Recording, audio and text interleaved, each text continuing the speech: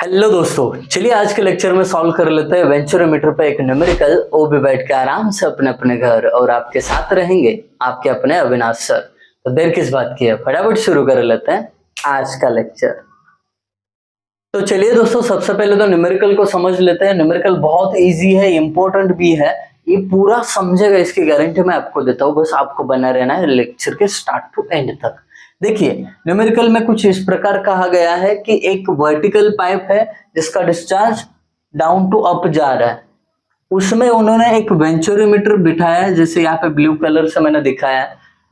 अब वो वेंचुरोमीटर का डायमेंशन दिया है, वेंचुरोमीटर 30 सेंटीमीटर बाय 15 सेंटीमीटर है। इसका मतलब एंट्री पोर्शन पे उसका डायमीटर 30 सेंटीमीटर और थ्रोट पे 15 सेंटीमीटर है। तो उसको मैं पहले लिखता हूँ D1 0.3 metre, D2 0.15 metre, convert करके मीटर में लिखना जरूरी है।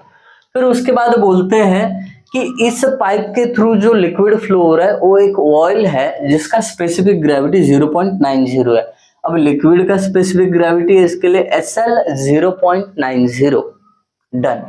फिर इन्होंने कहा है कि यहाँ पे एक मैनोमीटर कनेक्ट किया गया है, वो भी डिफरेंशियल मैनोमीटर। मैनोमीटर कैसे कनेक्ट करते हैं, एक लिंब आपका थ्रोट पे और दूसरा यहाँ पे एंट्री पोर्शन पे, और कुछ इस प्रकार ये मैनोमीटर होगा। अब रफ डायग्राम बना रहा हूं, समझने की कोशिश करिए।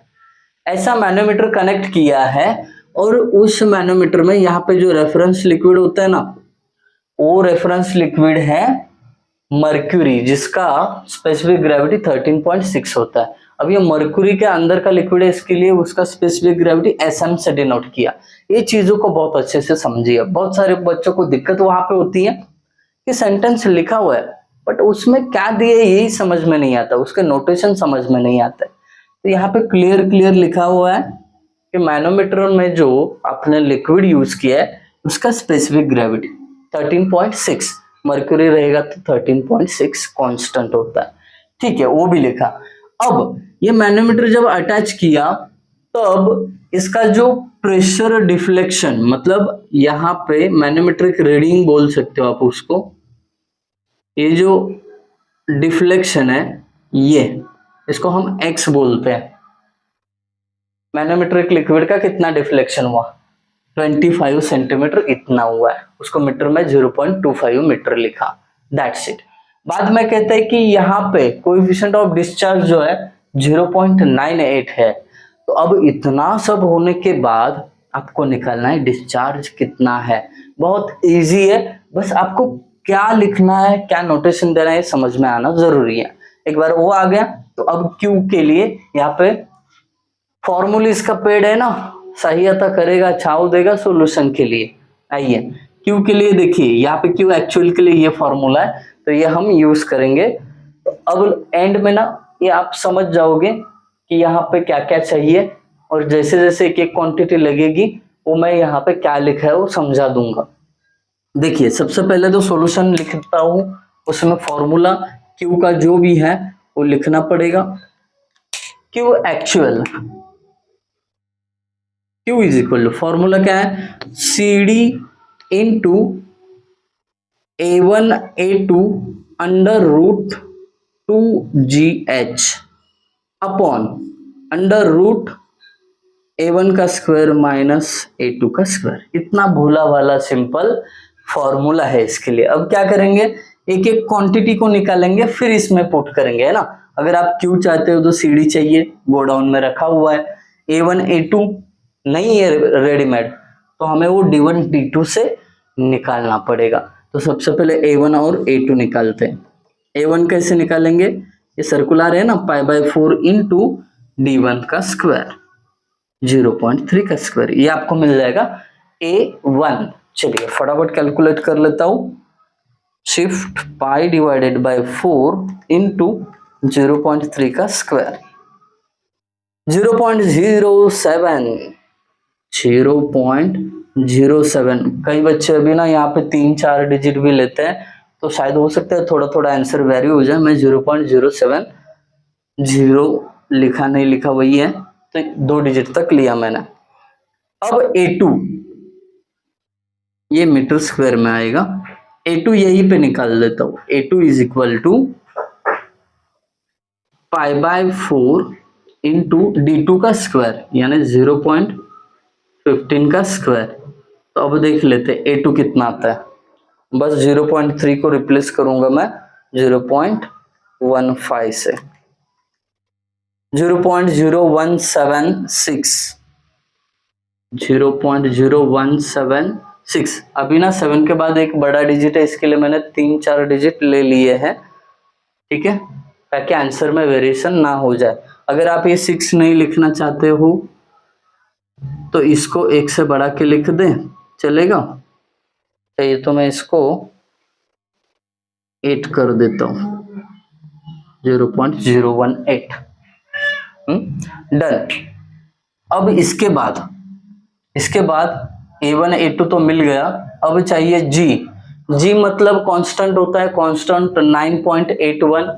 फिर उसके बाद H, अगर मैं H की बात करूं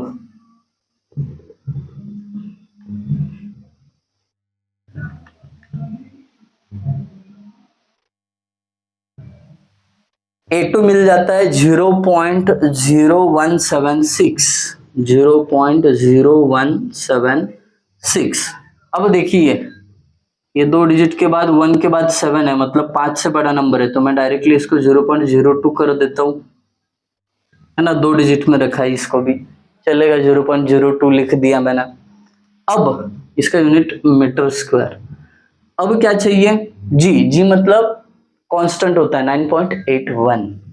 एच के लिए देखिए, यहाँ पे एच के लिए क्या नोटेशन है, उसको बोलते हैं प्रेशर हेड डिफरेंस या वेंचुरी हेड, वो हमें चाहिए। अब वो कैसे निकाला जाता है, तो उसके लिए 3 कंडीशन है। अगर न्यूमेरिकल में प्रेशर दिए है तो ये यूज करना, अगर आपको डिफरेंशियल मैनोमीटर दिए है तो ये यूज करना है एच के लिए।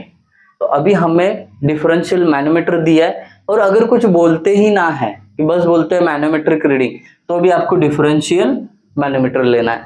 तो एच निकालने के लिए ये फॉर्मूला यूज करेंगे।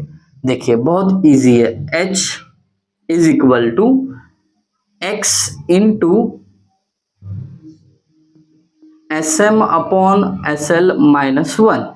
अब x मतलब क्या, वो मैनोमेट्रिक लिक्विड का कितना डिफ्लेक्शन हुआ है, 0.25 into under root manometric liquid की स्पेसिफिक ग्रेविटी 13.6 और लिक्विड की स्पेसिफिक ग्रेविटी 0.91 माइनस 1। अब ये आ गया प्रेशर हेड या वेंचुरी हेड H, जो हमें चाहिए। इसमें कितना निकलेगा देख लेते हैं, 0.25 into in bracket 13.6 divided by 0.9 minus 1। Calculation थोड़ा केयरफुली करना, गलतियां नहीं होनी चाहिए। 3.527, 3.527, ये 5 से बड़ा डिजिट है तो 7 को कट करके पहला वाला 53 कर देता हूं, ठीक है, ये मीटर। That's it. अब H भी मिल गया, अब बचा क्या, कुछ भी नहीं। A1 A2 तो पहले ही निकाल के रखा है, बस Q में इसको पुट कर देना है। Q इज इक्वल टू, देखिए वैल्यूज पुट करते हैं। CD का वैल्यू 0.98 इंटू A1 का वैल्यू 0.07, A2 का value 0.02 into under root 2 into G का वैल्यू 9.81, H का value 3.53 divided by under root A1 का स्क्वायर यानी 0.07 का स्क्वायर माइनस A2 का स्क्वायर यानी 0.02 का स्क्वायर। खुश, एक बार वैल्यूज पुट कर दिए, आंसर निकालना इजी हो जाएगा। मेरे पास साइंटिफिक कैलसी है, मैं एक साथ ही निकालता हूँ, आप लोग सेपरेट कैलकुलेशन करके फिर डिवाइडेशन कर सकते हो। देखिए 0.98 into 0.07 into 0.02 into under root 2 into 9.81 into 3.53 divided by under root 0.07 का स्क्वायर माइनस 0.02 का स्क्वायर। तो आंसर मिल जाता है 0.17।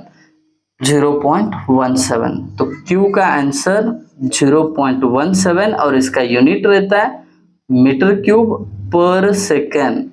इसको अच्छे से एक बॉक्स डाल दीजिए, दैट्स इट, Q मिल गया। कितना इजी है। बस आपको ध्यान कहाँ पे रखना है, ये जब आप वेंचुरी हेड या प्रेशर हेड डिफरेंस निकालते हो ना, H, तब ध्यान रखना है कि कौन सा फॉर्मूला कब यूज करना है। यहाँ पे देखिए, फिर से एक बार रिपीट करता हूं, अगर उन्होंने सम में प्रेशर डिफरेंसेस दिए रहेंगे तो H के लिए ये फॉर्मूला, अगर उन्होंने डिफरेंशियल मैनोमीटर बोला है या कुछ मैनोमीटर के बारे में बोला ही नहीं है, बस मैनोमेट्रिक रीडिंग बोला है, तो डिफरेंशियल मैनोमीटर यूज करना।